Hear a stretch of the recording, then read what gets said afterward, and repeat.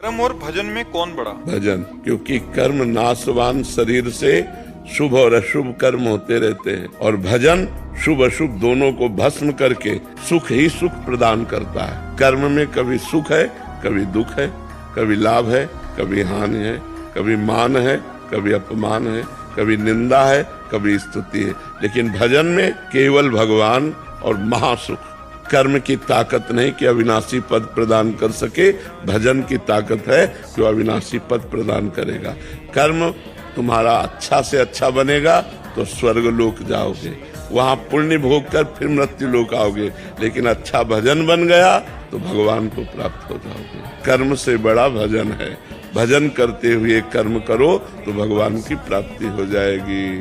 कर्म त्यागी नहीं होता, कर्म फल त्यागी होता है।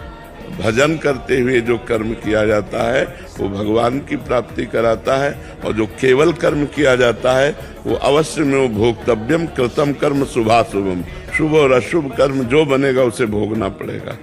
और भजन इन भोगों का विनाश करके भगवत प्राप्ति करा देता है। जो नाम जापक को सुख मिलता है, जो नाम की महिमा है, वो स्वयं भगवान नहीं वर्णन कर सकते। भजन की समानता कर्म कैसे कर सकता है?